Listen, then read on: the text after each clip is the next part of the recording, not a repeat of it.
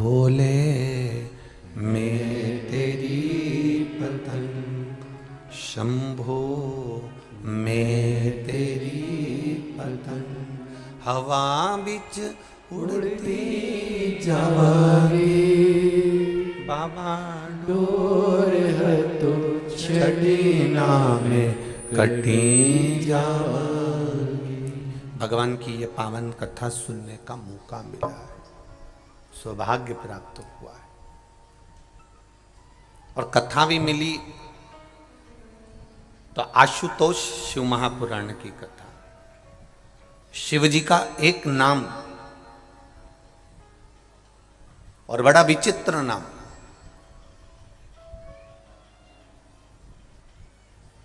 जिस नाम को हम जानकर पहचान सकते हैं कि आशुतोष का मतलब होता है शीघ्र प्रसन्न होने वाला, शीघ्र देने वाला। अपमान को भी वो सहज भाव में ले लेता है। पूरी शिव महापुराण को उठाकर देख लो, शंकर जी का कोई दुश्मन मिल जाए तो बता देना। पूरी शिव पुराण को देख लो,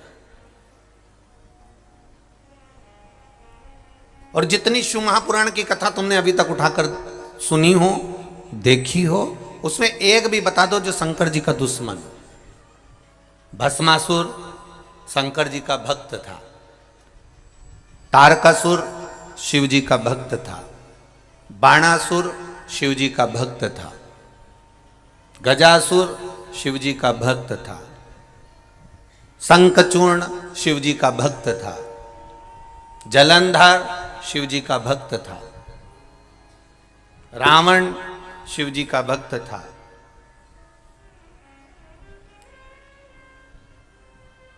और जितने असुरों को उठाना, एक एक असुरों को उठा लीजिए, जितने राक्षसों को उठाना हो शिव महापुराण में से उसको उठाकर देख लो, एक भी शंकर भगवान का दुश्मन नहीं है, एक भी।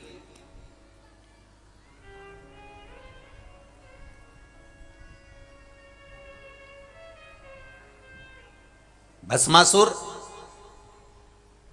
तारकासुर, तारकासुर के 3 बेटे तारकाक्ष, विदुम्माली, कमलाक्ष की किसी ने शंकर भगवान से दुश्मनी नहीं करी और न शंकर भगवान ने इनसे दुश्मनी रखी। कोई दुश्मन नहीं है, क्योंकि शिव का एक नाम है आशुतोष। आज के जमाने में लड़के का नाम आशुतोष रख दो तो वो दूसरे से दुश्मनी पाल सकता है और दूसरे उससे दुश्मनी पाल सकते हैं। नाम रखने से कुछ नहीं होगा महाराज कि तुम्हारा नाम ये हो गया। आशुतोष नाम रख लिया तुमने और तुम सोचो कि मैं उससे भेद कर रहा हूं, उससे द्वेष कर रहा हूं, वो मेरा भाई ने मुझे लूट लिया, मेरे भाई ने ऐसा कर दिया, मेरे भैया ने ऐसा कर दिया, मेरी भाभी ने ऐसा कर दिया, मेरी माता ने ऐसा कर दिया, मेरे पिता ने ऐसा कर दिया, साथी ने ऐसा कर दिया। नाम रखने से कुछ नहीं होगा। तुम सोचो कि नाम रख लिया और तुम आशुतोष हो गए, तो ये बहुत कठिन बात है साहब। आशुतोष का मतलब तो समझो, शिव पुराण के 24,000 श्लोक में से एक श्लोक ऐसा बता दो जो शंकर जी का दुश्मन था। कोई असुर, कोई राक्षस, कोई शिव जी का द्रोही था, कोई दुश्मन था। तारकासुर भी शंकर भगवान का दुश्मन नहीं था, जलंधर भी शिव जी का दुश्मन नहीं था, बाणासुर भी शंकर भगवान का दुश्मन नहीं था। ये जितने असुरों की लिस्ट निकालोगे, जितने राक्षसों की लिस्ट निकालोगे, इन लिस्ट में आप देखोगे कि इन सबने शिव जी की भक्ति करी है, इन सबने शंकर का भजन करा। ये दुश्मन है ही नहीं, ये द्रोही है ही नहीं, इनमें दुश्मन का कोई भाव है ही नहीं। जिसका कोई दुश्मन नहीं होता, अर्थात सामने वाला व्यक्ति भले मन में थोड़ा सा बैर उत्पन्न कर ले, पर महादेव किसी के प्रति बैर उत्पन्न नहीं करते। इसलिए शिव जी का नाम एक है जिसको लोग क्या कहते हैं, जम के बोलो जरा, आशुतोष कहते हैं, क्योंकि बैर नहीं है। अब एक एक राक्षसों का चरित्र उठाकर देखिएगा। भस्मासुर का चरित्र उठा लो पहले, और भस्मासुर के चरित्र को देखिए। कौन था यह भस्मासुर? एक राजा जिसने शिव जी को प्रसन्न करने का मन में ठान लिया था। इतनी सेवा करी भगवान शंकर की, इतनी सेवा करी, इतनी सेवा करी। शिव जी प्रसन्न हो गए, मांग तुझे क्या चाहिए। शंकर भगवान ने कहा आपके कैलाश पर मुझे कोई सेवा दे दो। जैसे कोई आकर करे भैया बताओ आपने कौकड़ी में कथा चल रही है, जायसवाल जी बताओ जरा मुझे क्या करना पड़ेगा, बताओ मेरे लिए कोई सेवा हो तो बताओ। तो इन्होंने कह दिया साहब आप एक काम करो कि जो भी भगत आए इनको चाय पिला दो। हमने कहा चाय तो पिला दूंगा पर दिक्कत यह है कि दूध ला सकता हूँ, पत्ती ला सकता हूँ, गैस ला सकता हूँ, भट्टा ला सकता हूँ, पर बनाएगा कौन। दिक्कत वहां खड़ी हो गई, पिलाएगा कौन। तो क्या पिलाने वाले तो यहाँ बहुत भगत हैं साहब, जो कथा सुनने आता है वो सेवा में लग जाता है, तो पिलाने वाला तो ढेर मिल जाएगा, पर बनाने की आपत है कि भैया। और बनाने वाला भी चतुर चाहिए, मालूम पड़े ज्यादा अदरक डाल देने दूध फटी गया, चाय पूरी फट गई, फिर क्या होगा। जो दूध लेकर आया था वही चिल्लाएगा तेरे को नहीं आती थी तो तूने बनाई क्यों, क्यों किसने कहा तेरे को बनाने का, तुझे आती नहीं है तो क्यों बना रहा।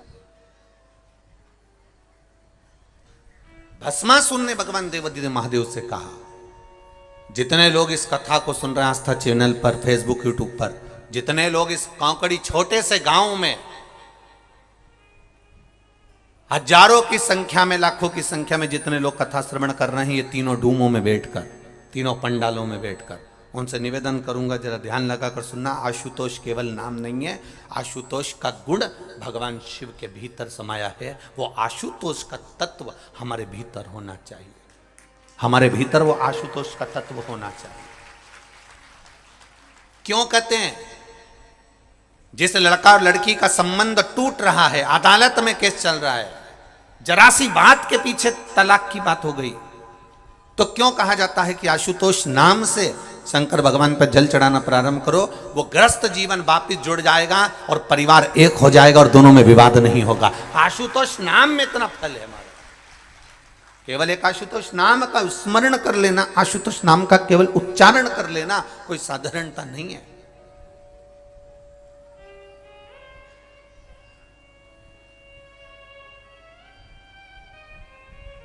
जब बहुत क्लेश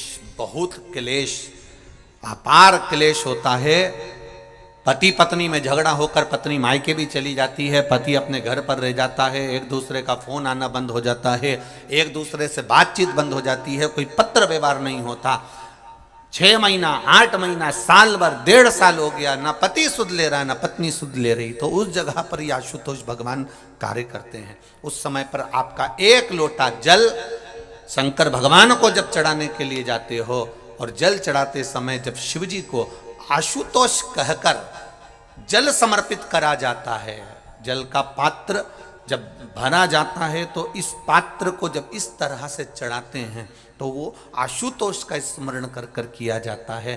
तब कितना भी विवाद हुआ हो, दोनों पक्ष में से किसी न किसी एक पक्ष की ओर से फोन आना चालू हो ही जाता है। आशुतोष शब्द ही एक आनंद है, आशुतोष उच्चारण ही एक सुख का उच्चारण।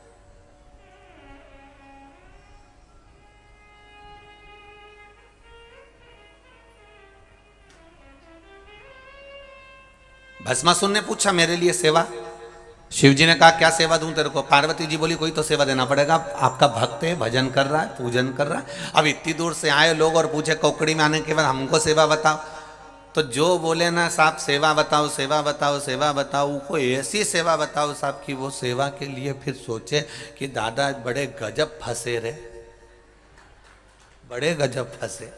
पर लोगों को सेवा कहाँ चाहिए, हमें मंच की सेवा दो, हमें स्टेज की सेवा दो, हमें फूल माला की सेवा दो, हमें पंडाल की सेवा दो, हम सीटी बजाएं ने सबको बिठाएं।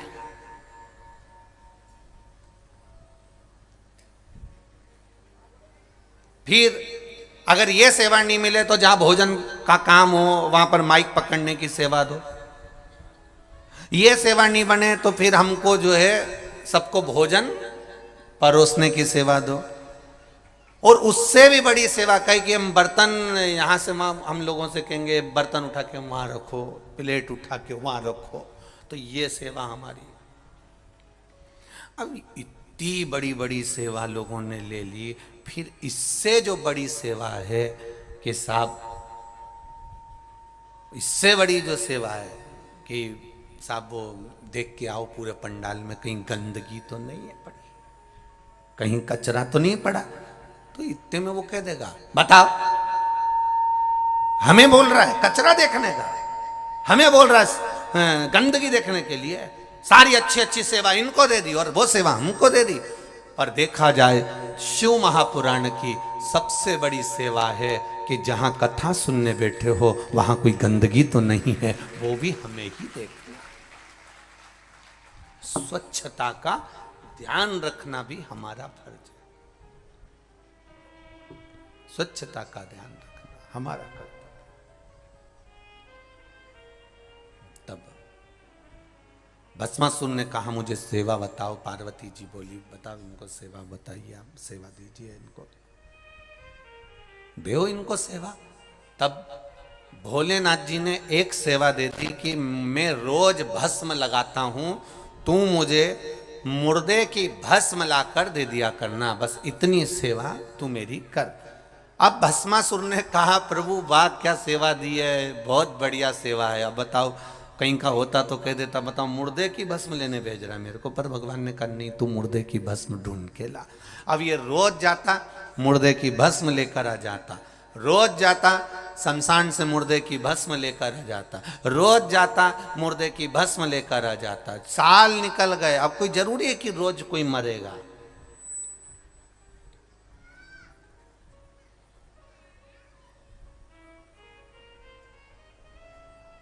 अब कोई जरूरी किया हर कोई रोज ही मरेगा है? भाई दूल्हा एक बार बनता है, दुल्हन एक बार बनती है,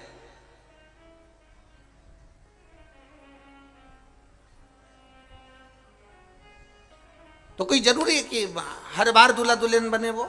नहीं नहीं, नहीं।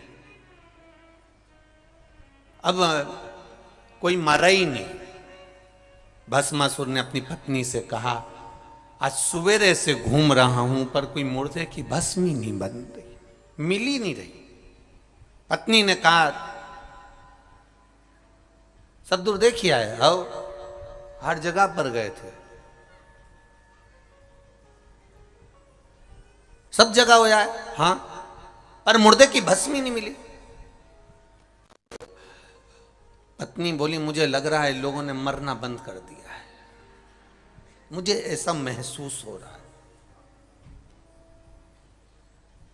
पति ने कहा भोलेनाथ जी को सुबेरे सुबेरे भस्म लगती है, भस्म का श्रृंगार होता है, भस्म नहीं मिलेगी तो भोलेनाथ जी के पास में मैं कैसे जाऊंगा, उनने मुझे सेवा दी है। अब धर्म पत्नी तो धर्म पत्नी थी, ऐसी चतुर धर्म पत्नी सबके पास होना चाहिए, ऐसी चतुर।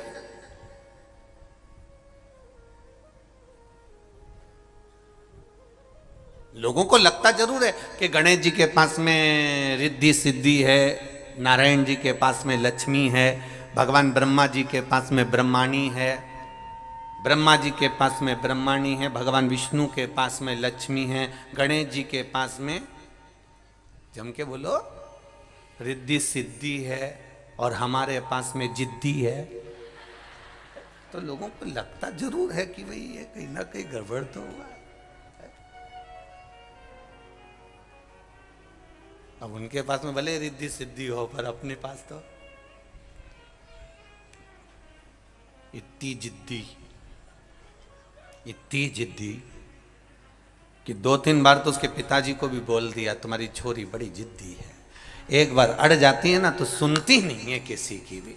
तो उनके पिताजी ने भी कह दिया बेटा तुम ये मत सोचना कि गणेश जी की रिद्धि सिद्धि थी, अपनी तो जिद्दी हमारी, तुम्हारी सास भी ऐसी है। अब वो क्या बोले उसके लिए, बोले तो बोले, क्या बोल सकते उसके लिए। तब जमाई ने भी सोच लिया ससुर तो खुद बेचारे परेशान है, और ईमानदारी की बात है तुम खुद देख लेना अपने अपने ससुराल जाकर, जितनी सास की चलती है उतनी ससुर तो बेचारा लकड़ी की कुर्सी पे बैठा मिलता है। तुम खुद देखो अपने अपने ससुराल जाकर, ससुर बेचारा कुर्सी पे बैठा है, काम करता रहेगा, उसका तो बेचारे ससुर का मुंह भी इतना नहीं चलता जितना, भले इसके मुंह में दांत नहीं, पूरा सोफा सेट निकल गया, पूरा गाया, पर इतनी बोले।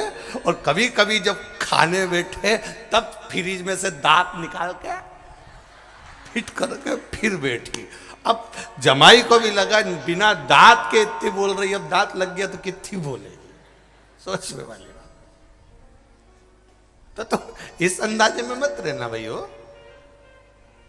धर्म पत्नी मिले, भस्मासुर की धर्म पत्नी बड़ी चतुर थी, बड़ी विद्वान। और भस्मासुर की धर्म पत्नी ने तुरंत, भस्मा ने कहा मैं क्या करूं तू बता मेरे को। धर्म पत्नी बोली देखो सीधी सीधी बात है, मुर्दे मिलना मुश्किल हो गए, शमशान में आग नहीं लग रही है, भस्म नहीं मिल रही है, तो तुम एक काम क्यों नहीं करते, अपनी खुद की फैक्ट्री क्यों नहीं खोलते, अपनी खुद की फैक्ट्री खोलो। भस्मासुर ने कहा मतलब मैं जाके मर जाऊं और मेरी भस्म शिव जी को चढ़ जाए। पत्नी बोली फैक्ट्री का मतलब ये थोड़ी ना है, कच्चा माल दूसरी कंपनी का लाओ, अपनी फैक्ट्री से सर्व करो। कोई कोई दवाइयां किसी अन्य फैक्ट्री में बनती है, लेवल तुम्हारा लग जाता है कि साहब इनकी दुकान का माल है, इनकी कंपनी का माल है, इनका सामान है, तुम अपनी फैक्ट्री क्यों नहीं चालू करते। तो कि मैं अपनी फैक्ट्री, ये बता ये शमशान में मुर्दा की भस्म की कोई फैक्ट्री होती है। इतने में धर्मपत्नी ने कहा भोलेनाथ जी तुम्हारे इतने प्रिय हैं, तुम शिव जी का इतना भजन करते हो, एक बार फिर अच्छे से तप करो, साधना करो, शंकर भगवान आशुतोष हैं, वो तुम्हें वर जरूर देंगे। तो वर क्या मांगना है, तो क्या बस फैक्ट्री मांग लेना। तो फैक्ट्री क्या, तो धर्म पत्नी कहती है बस इतना मांग लेना कि तुम जिस पे हाथ रखो वही भस्म, रोज ताजा ताजा भस्म कंपनी की तैयार, रोज तैयार, अपनी खुद की फैक्ट्री, सवेरे से उठना किसी पे भी धार देना, निपट गया, रात तैयार, महादेव को दिया ना। इतने में भस्मासुर ने कहा क्या गजब की बुद्धि है तेरी, क्या गजब की बुद्धि। अब इसको इतनी सी अक्ल नहीं आई कि अगर सुबह से उठ के इसने तेर पे ही धर दिया तो तू तो गई। अब इसको इतनी बुद्धि नहीं आई और इसने फैक्ट्री चालू करवा दी। और भस्मासुर तप में लीन हो गया। क्या तप करा है भस्मासुर ने, क्या तप करा, शिव जी प्रसन्न हो गए। क्या बात है भस्मासुर, प्रभु मैं बड़ा दुखी हूं। शंकर जी ने पूछा क्या दुख आ गया तेरे को। प्रभु आपके लिए भस्म नहीं ला सकता क्योंकि मुर्दे ही नहीं मिलते हैं, तो मैं जली हुई भस्म कहां से लाऊं। शंकर भगवान बोले तो फिर क्या करेगा, बस आप मुझे वर दे दो, मैं जिस पे हाथ रखूं वही भस्म हो जाए, इतनी कृपा कर दीजिए बस, और कुछ नहीं चाहिए। जिस पे हाथ रखूं वो भस्म। शंकर भगवान ने कहा तथास्तु, ये अपने घर चले गया। धर्मपत्नी ने पूछा क्या हुआ, भगवान शंकर प्रसन्न हो गए। आओ, उन्होंने वर भी दे दिया, जिस पे हाथ रखे वही भस्म। धर्मपत्नी बोली पहले एक आध बार फैक्ट्री की मशीनों को ऐसे ही चला के देखना पड़ता है काम कर रही कि नहीं कर रही। तो पति ने बोला क्या, शिवजी बहुत चतुर हैं, तुम्हें इतनी जल्दी भस्म होने का आशीर्वाद नहीं दे सकते, ये मैं गारंटी देती हूं। इतने में पत्नी ने जैसे ही बोला तो पति बोला तू ऐसा मत बोल, वो महादेव हैं, ऐसा हो नहीं सकता कि वो मुझे वर नहीं दे सकते, वो तो वर देते हैं। नहीं नहीं नहीं, तुमने प्रैक्टिकल करके देखा है कहीं, हाथ रख के देखा है तुमने कहीं।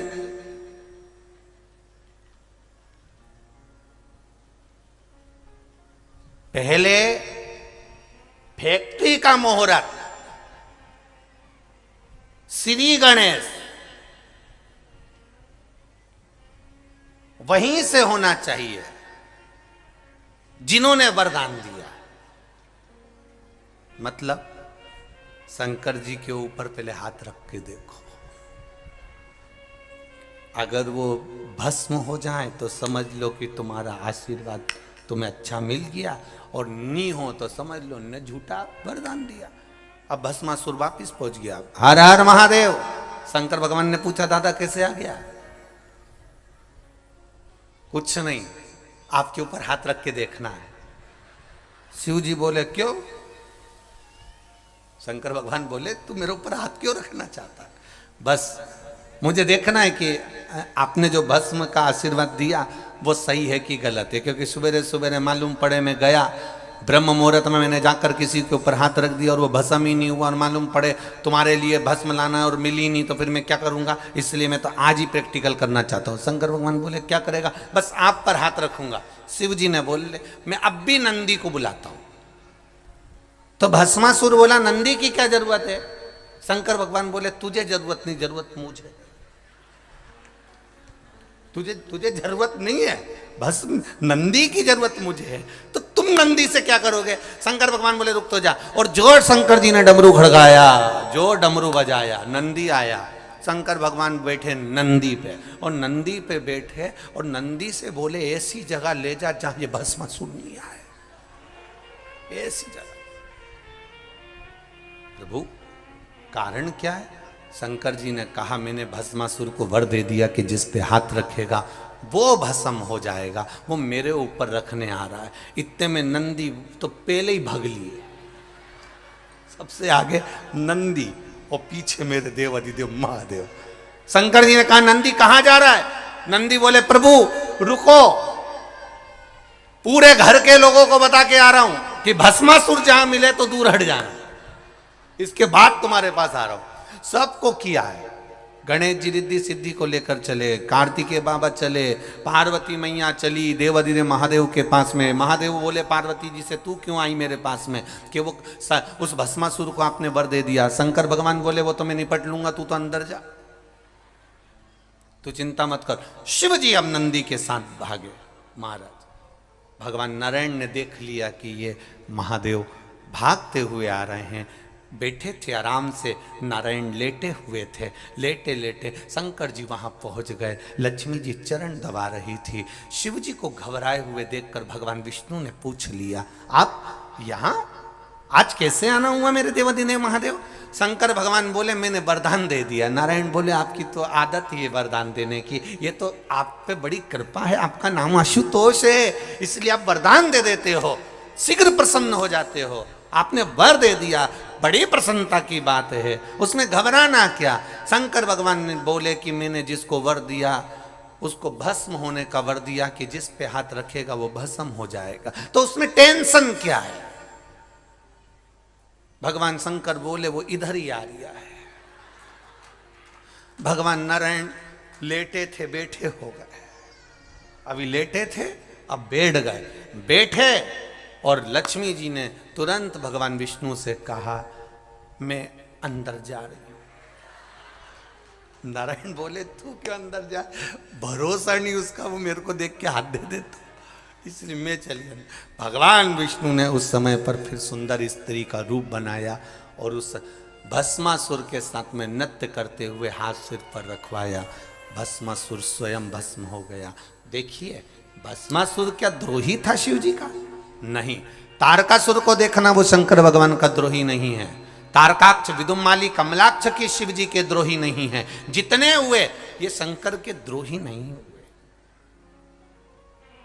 शिव के द्रोही नहीं है।